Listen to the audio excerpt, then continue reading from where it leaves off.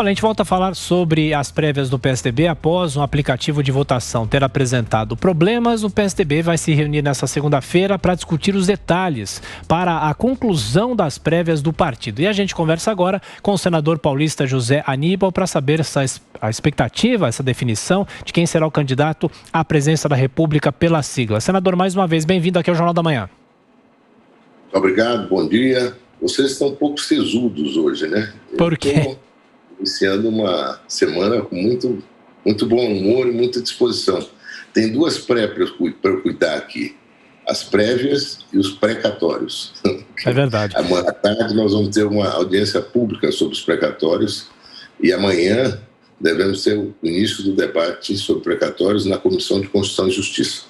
Sim. E, senador, sobre as prévias do PSDB, como é que vai ser definido o resultado, quando que haverá essa contabilização e os outros filiados que não conseguiram votar ontem, quando eles votam?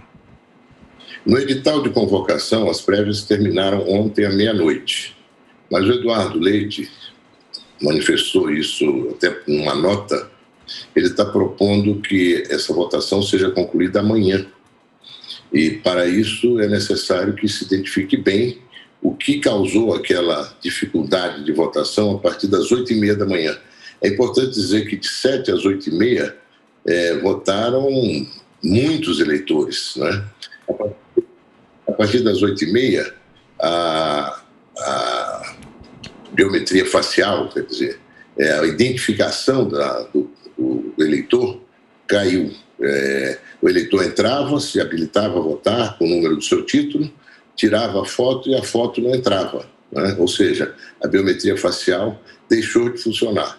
Não foi instabilidade do sistema, não. Foi um problema de base ali que precisa ser resolvido. Não é possível você não ter um sistema de biometria facial absolutamente credível, não é? Uma tecnologia que está muito bem desenvolvida.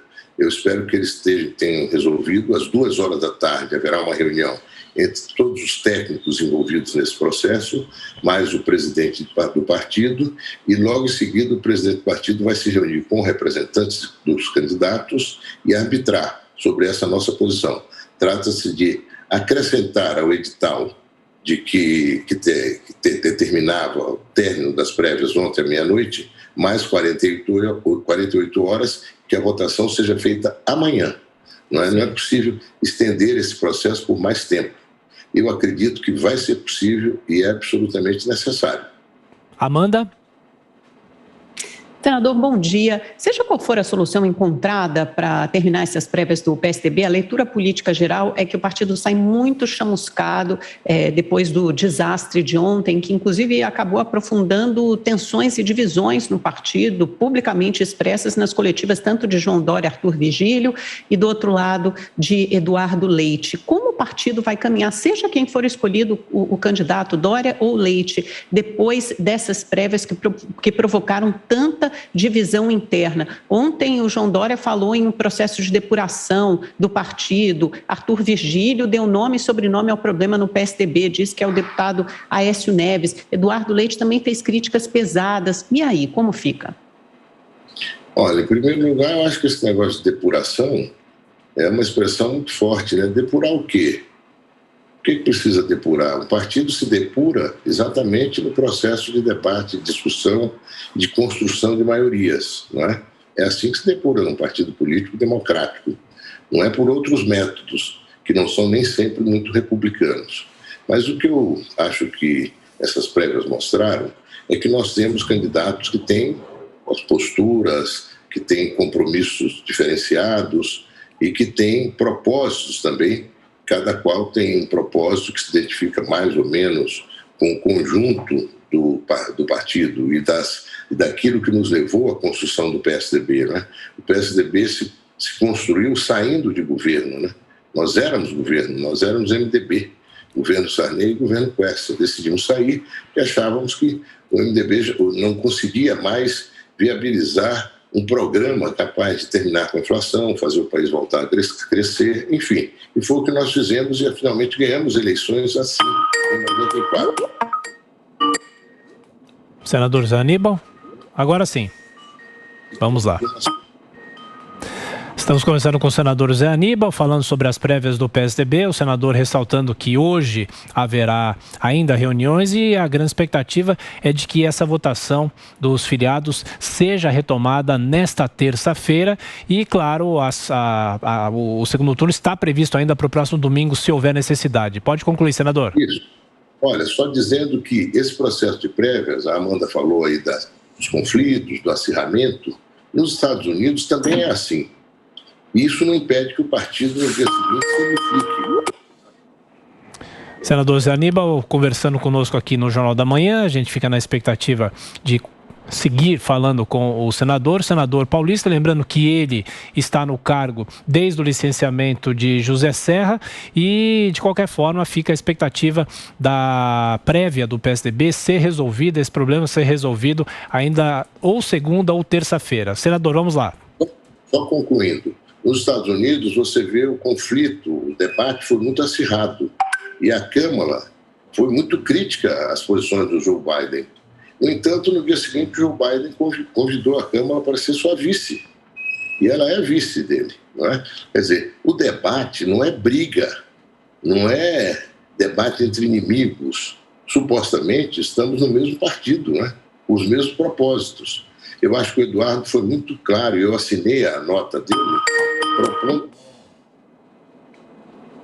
Bom, a gente vai retomar o contato com o senador Zé Aníbal, falando sobre as prévias do PSDB, que foram realizadas nesse domingo, só que nem todos os filiados conseguiram fazer a votação, concluir a votação, portanto, a expectativa, como o próprio senador ressaltou, nesta terça-feira, a possibilidade da retomada dessa votação e, se houver necessidade de um segundo turno, o segundo turno será no próximo domingo. Bom, enquanto a gente tenta retomar o contato, passo agora a palavra para a Cristina Grêmio. Como é que será que os tucanos vão desatar esse nó?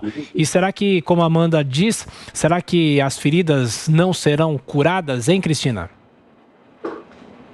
Olha, é bem complicado, né? A gente viu... Vocês estão me ouvindo? Estamos. Vamos lá.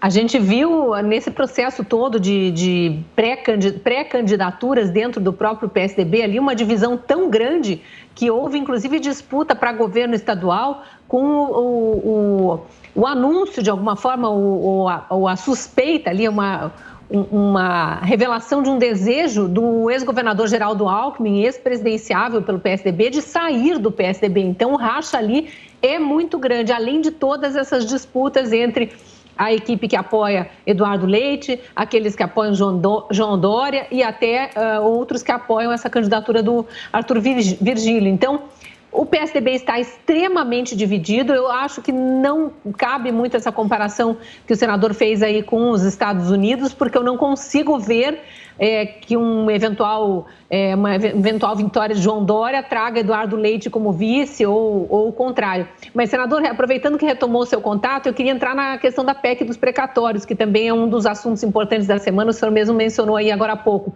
O senhor falou numa audiência pública, eu queria saber quem foi convidado para essa audiência pública e o que se espera das informações que essas pessoas vão trazer.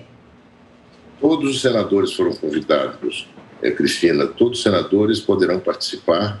Eu acho que vai ser um momento para a gente deixar bem claro o que veio da Câmara e o que nós estamos propondo no Senado. Aliás, essa PEC devia se chamar PEC do auxílio emergencial. Ela virou PEC dos precatórios porque se iniciou uma disputa em torno dos precatórios e levou a Câmara a alterar 56 dispositivos fiscais e orçamentários da Constituição.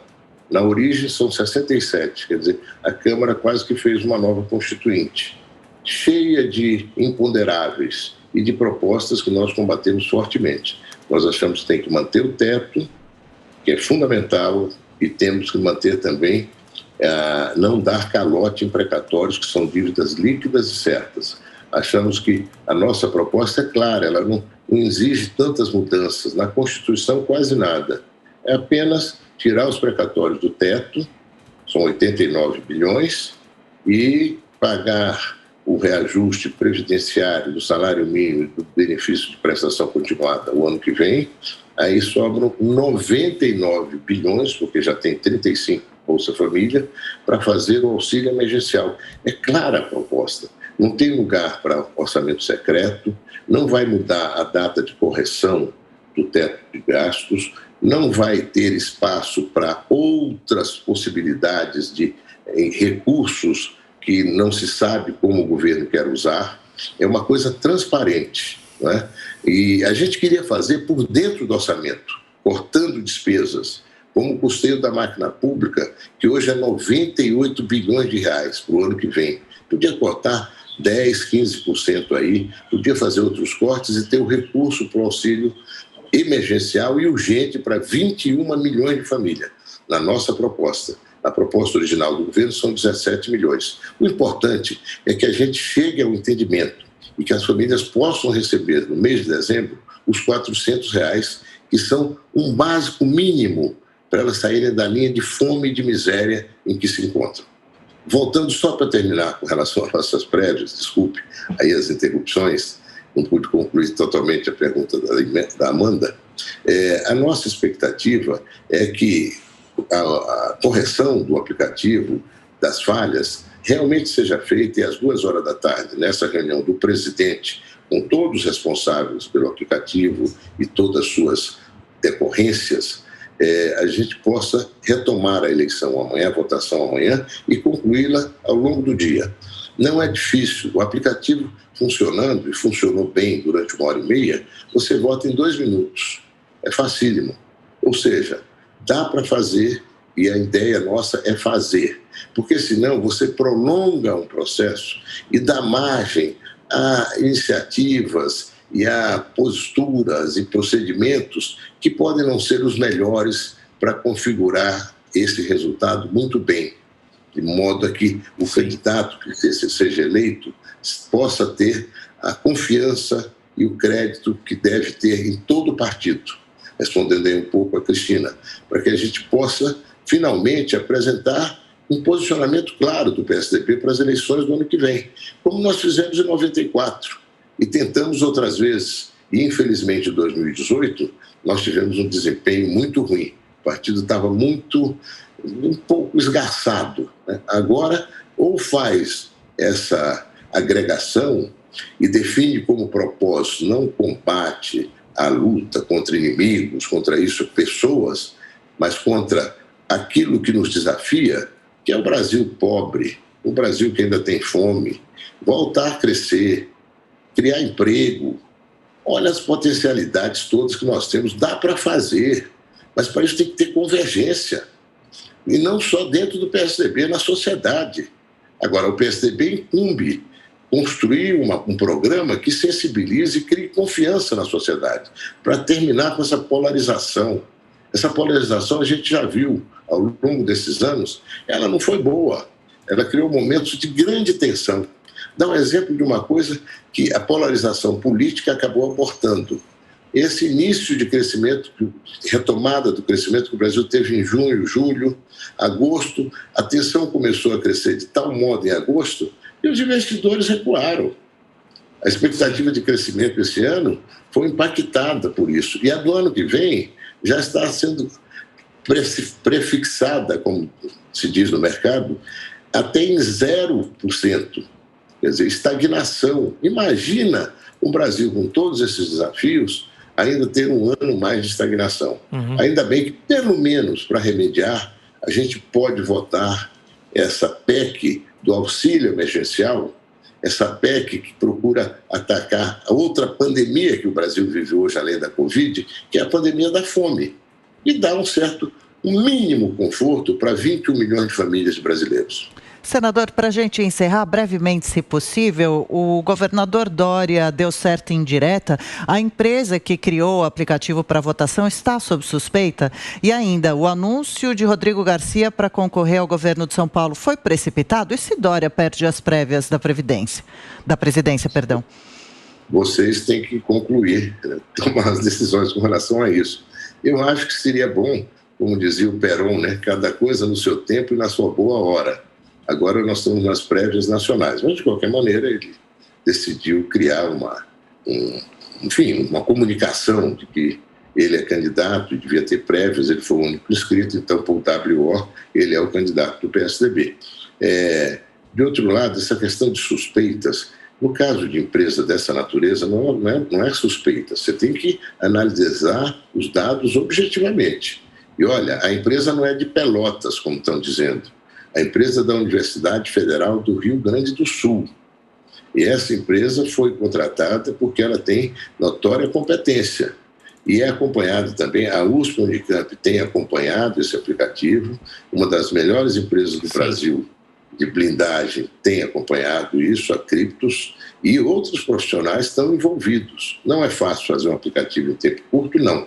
Mas esse aplicativo foi bem construído e a falha que nós observamos foi muito mais na questão da biometria facial e na eventualidade de um hackeamento. Vamos corrigir e vamos votar. Ok. Senador Zé Aníbal, do PSDB, mais uma vez obrigado pela atenção, pela gentileza, bom trabalho.